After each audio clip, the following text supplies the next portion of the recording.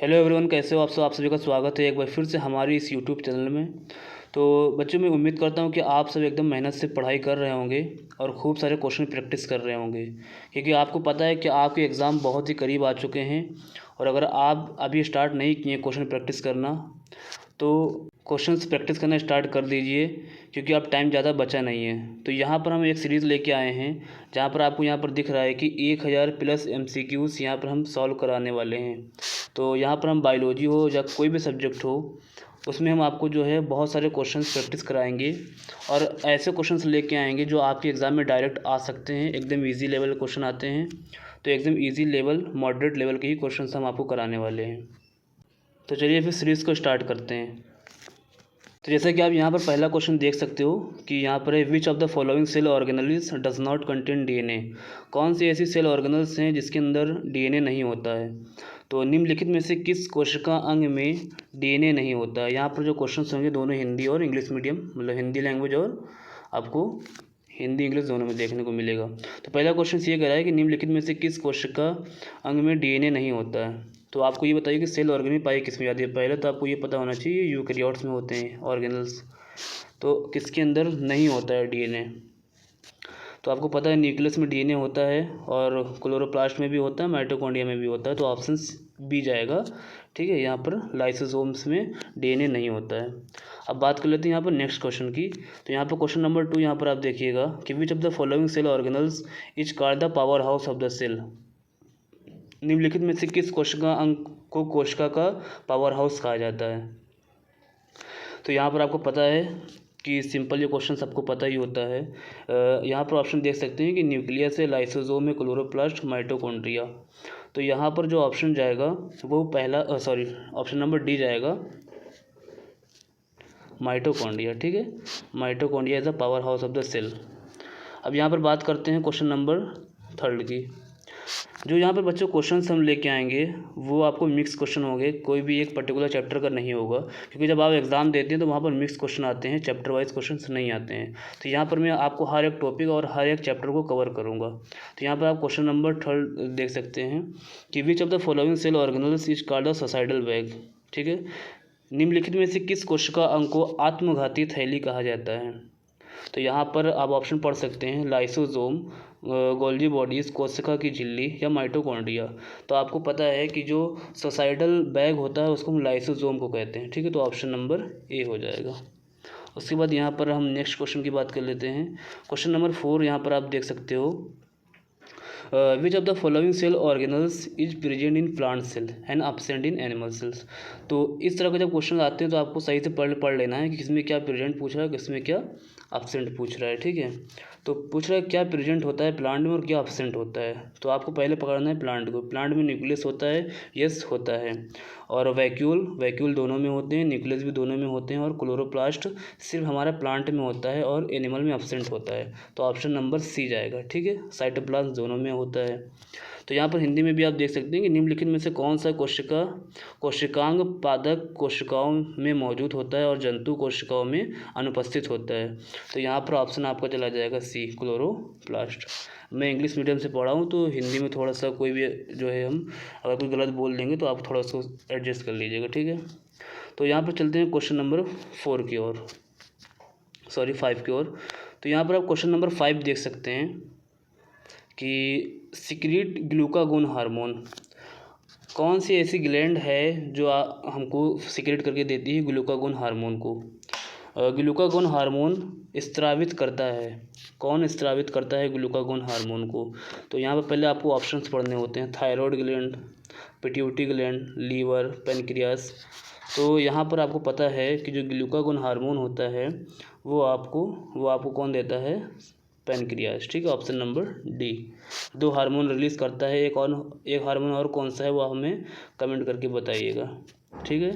तो glucagon hormone स्रावित करता है थायराइड ग्रंथि, पिट्यूटरी ग्रंथि, यकृत, अग्न्याशय, ठीक है। तो यहाँ पर आपको जो ऑप्शन जाएगा वो अग्न्याशय जाएगा, ऑप्शन नंबर 4, पेनक्रियास। अब बात करते हैं यहाँ पर हम नेक्स्ट क्वेश्चन की, question number 6। Name of the hormone that is responsible for milk secretion after parturition. ठीक है, तो यहाँ पर ये बताना है कि पार्चुरेशन के बाद कौन रिस्पॉन्सिबल होता है मिल्क को सिक्रीट करने के लिए। तो यहाँ पर आप ऑप्शन पढ़िए। पहले तो आपको ये पता होना चाहिए कि पार्चुरेशन क्या है। ठीक है, तो पार्चुरेशन का मतलब होता है कि डिलीवरी। ठीक है, डिलीवरी ऑफ द बेबी। तो डिलीवरी ऑफ द बेबी, जब बेबी की डिलीवरी हो जाती है तो जो मिल्क का सिक्रेशन होता है उसके लिए कौन सा हार्मोन रिस्पॉन्सिबल होता है।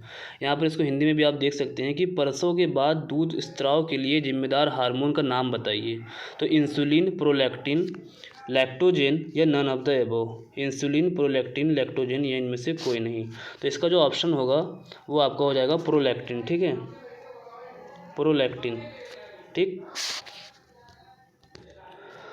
अब बात कर लेते हैं नेक्स्ट क्वेश्चन की। यहाँ पर ये क्वेश्चन कह रहा है कि which of the following is not a copper releasing intrauterine device. यहाँ पर ऑप्शन पड़िएगा LNG20, copper T, Lippes loop and both A and C. तो यहाँ पर देख सकते हैं आप कि निम्नलिखित में से कौन सा तांबा मुक्त करने वाला गर्भाशयीय उपकरण नहीं है। तो यहाँ पर ऑप्शन आप पढ़ लिए, चारों के चार ऑप्शन यहाँ पर। तो जो पहला कह रहा है LNG20, ये आपका जो है हार्मोन रिलीजिंग इंट्रायूट्राइन डिवाइस है। और जो कॉपर टी होता है वो कॉपर रिलीजिंग होता है। और जो लाइपेज लूप है ये आपका नॉन मेडिकेटेड होता है। तो ऑप्शन यहाँ पे आपका डी जाएगा, क्योंकि जो आपका ए और सी है ये आपका not a copper releasing intrauterine device है। उसके बाद बात कर लेते हैं नेक्स्ट क्वेश्चन की। क्वेश्चन नंबर 8, यहाँ पर आप क्वेश्चन नंबर 8 भी देख सकते हो कि यहाँ पर कह रहा है a widely accepted method of contraception in India is. मतलब कि भारत में गर्भ निरोधक की एक व्यापक रूप से स्वीकृति विधि है। मतलब सबसे ज़्यादा क्या यूज़ किया जाता है इंडिया के अंदर कॉन्ट्रासेप्टिव मेथड। तो यहाँ पर ऑप्शन आप चार ऑप्शन पढ़ सकते हैं, इंट्रायूट्राइन डिवाइस, डायफ्राम और ट्यूबेक्टमी और सर्वाइकल कैप। तो यहाँ पर जो ऑप्शन आएगा वो फर्स्ट ऑप्शन होगा, इंट्रायूट्राइन डिवाइस। ये जो लाइन है ये आपकी सीधा NCERT की है और सीधा क्वेश्चन जो है वो आपकी NCERT से ही बनते हैं। तो क्वेश्चन नंबर 9 में आप देख सकते हैं कि amniocentesis is a process is use to.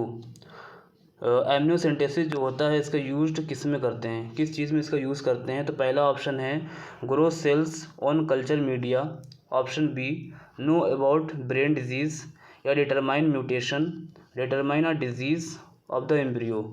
तो जो एमनियोसेंटेसिस होता है इसका दो चीज़ होता है, यूज़ और मिसयूज़। इसको यूज़ करने के लिए बनाया गया था बट लोग इसका जो है मिसयूज़ करते थे। तो मिसयूज़ इसका क्या है आप कमेंट में बताइएगा।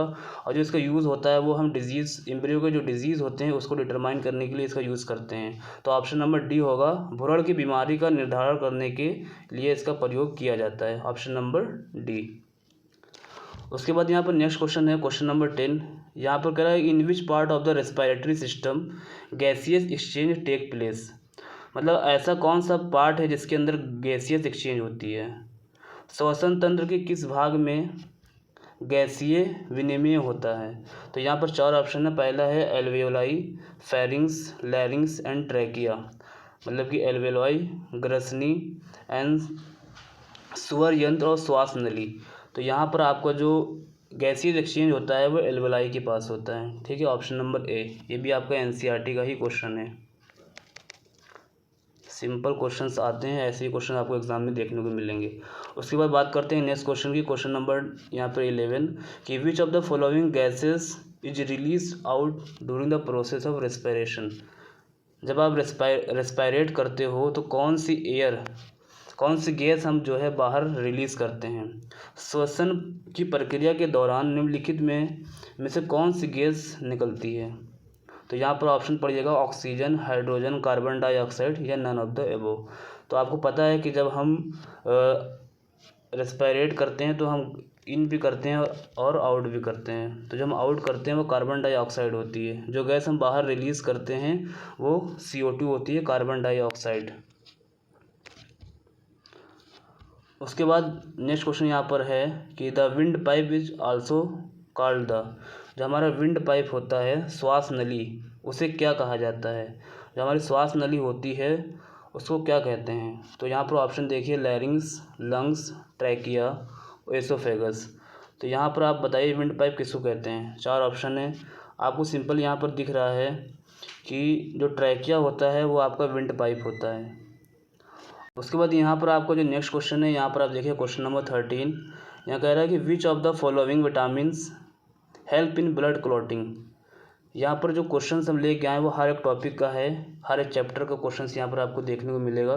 तो यहाँ पर कह रहा है कि विटामिन कौन सी ऐसी विटामिन है जो आपका ब्लड क्लॉटिंग में हेल्प करता है। यहाँ पर विटामिन ए है, विटामिन सी है, विटामिन डी है और विटामिन के है। तो निम्नलिखित में से कौन सा विटामिन रक्त का थक्का जमाने में मदद करती है। तो यहाँ पर सिंपल सा ये ऑप्शन जाएगा vitamin D, sorry option number D जाएगा विटामिन के। विटामिन के जो होता है वो ब्लड क्लॉटिंग में हेल्प करता है। उसके बाद यहाँ पर क्वेश्चन नंबर 14 देखिएगा कि which of the following vitamin deficiency causes beri. कौन सी विटामिन की वजह से आपको बेरी हो जाता है। निम्नलिखित में से किस विटामिन की कमी से बेरी रोग होता है। तो यहाँ पे vitamin B1, vitamin B2, vitamin B6, vitamin B12। तो यहाँ पर 4 ऑप्शन है जिसमें से आपका ऑप्शन नंबर 1 इज करेक्ट है, विटामिन B1। उसके बाद यहाँ पर आप क्वेश्चन नंबर 15 देखिएगा कि which of the following vitamins is also known as cobalamin. निम्नलिखित में से किस विटामिन को कोबालामाइन के नाम से भी जाना जाता है। ठीक है, तो यहाँ पर विटामिन B12 है, विटामिन B6 है, vitamin B2 and vitamin B11। तो जो विटामिन B12 होता है उसको हम दूसरा नाम कोबालामाइन भी कहते हैं।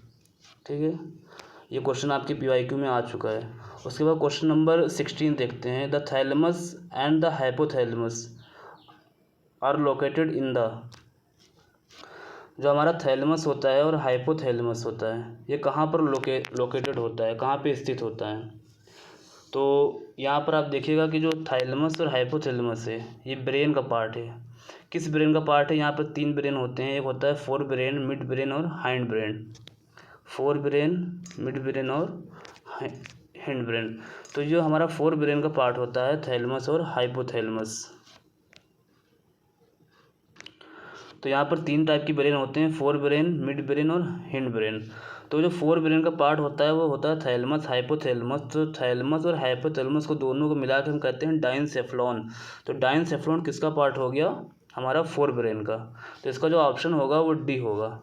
ठीक है, option number D is correct, option number D is correct. उसके बाद यहाँ पर आप नेक्स्ट क्वेश्चन देखिएगा। The chromosome structure can be observe best during. तो ये क्वेश्चन बहुत ही अच्छा है आपके एग्ज़ाम के लिए। यहाँ पर पूछा गया है क्रोमोसोम का स्ट्रक्चर जो है can be observe best during, मतलब स्ट्रक्चर को हम कहाँ किस फेज में सबसे अच्छा देख सकते हैं। गुणसूत्र संरचना को सबसे अच्छी तरह से किस फेज के दौरान देखा जा सकता है। तो पहला एनाफेज, मेटाफेज, प्रोफेज और नन ऑफ द एबोव। तो पहले बात कर लेते हैं एनाफेज। एनाफेज में आप जो है क्रोमोसोम का स्ट्रक्चर पता करते हैं, सॉरी शेप पता करते हैं। एनाफेज में हम क्या करते हैं, क्रोमोसोम का शेप पता करते हैं। ठीक है, शेप। तो एनाफेज के अंदर हम किसी भी क्रोमोसोम का शेप पता करते हैं, जैसे कि वी शेप है, एल शेप है। और मेटाफेज में क्या होता है कि हम साइज देखते हैं, कि हम क्रोमोसोम का जो होता है क्लियर साइज पता करते हैं कि कितना बड़ा है या कितना छोटा है। क्लियर साइज जो हमको मतलब कि कहते हैं मॉर्फोलॉजी। तो मेटाफेज में हम क्रोमोसोम की मॉर्फोलॉजी देखते हैं, एनाफेज में हम उसका शेप देखते हैं। तो जो स्ट्रक्चर है वो आपको ऑप्शन नंबर बी जाएगा, मेटाफेज। ठीक है, स्ट्रक्चर क्या होता है, एक तरह का साइज। तो वो आपका जो ऑप्शन होगा क्वेश्चन नंबर 17 का वो बी होगा। उसके बाद क्वेश्चन नंबर यहाँ पर नेक्स्ट देखिएगा। The longest stage in the cell cycle. Cell cycle की सबसे लंबी स्टेज कौन सी होती है। तो यहाँ पर कह रहा है कोशिका चक्र में सबसे लंबी अवस्था कौन सी है। Interphase, anaphase, metaphase. तो यहाँ पर देखिए 2 फेज होती है, इंटरफेज होती है और हमारा एम फेज होता है। तो जो इंटरफेज होती है वो सबसे लॉन्गेस्ट स्टेज होता है। जो हमारा इंटरफेस होता है सेल साइकिल के अंदर वो सबसे लंबा स्टेज होता है। तो यहाँ पर जो ऑप्शन जाएगा वो ए जाएगा, इंटरफेस। तो यहाँ पर क्वेश्चन नंबर 19 देखिएगा कि nuclear DNA replicates in which phase. परमाणु डीएनए किस चरण में प्रतिकृति बनाता है। ठीक है, तो यहाँ पर G2 फेज है, M फेज है, S फेज है, नन ऑफ द एबोव है। तो आपको पता है जो डीएनए होता है वो किस फेस में रेप्लिकेट होता है, एस फेस में। डीएनए जो होता है वो हमेशा एस फेस में अपने नंबर ऑफ़ कॉपीज़ बनाता है। तो सिंपली यहाँ पर जो ऑप्शन हो जाएगा ऑप्शन नंबर सी हो जाएगा। उसके बाद क्वेश्चन नंबर 20 यहाँ पर देखिएगा, जो इस क्वेश्चन का इस सीरीज़ का लास्ट क्वेश्चन है। कह रहा था viral genome is enveloped in a protein coat is known as. जो हमारा वायरल जीनोम होता है उसके ऊपर एक कोट होता है प्रोटीन का। जो हमारा एक वायरस होता है उसके ऊपर प्रोटीन का कोट होता है, उसको क्या कहते हैं। कह रहा वायरल जीनोम एक प्रोटीन कोट में लिपटा होता है, जिससे क्या कहा जाता है। तो उसका जो नाम होता है उसको हम कहते हैं, उस प्रोटीन का जो नाम होता है वो होता है कैप्सिड। कैप्सिड एक प्रोटीन है, प्रोटीन का कोट। और जो ईच कैप्सिड होता है वो मिलके बना होता है कैप्सोमेयर से, ठीक है। तो जो स्मॉलेस्ट यूनिट होती है कैप्सिड की उसको हम कहते हैं कैप्सोमेयर।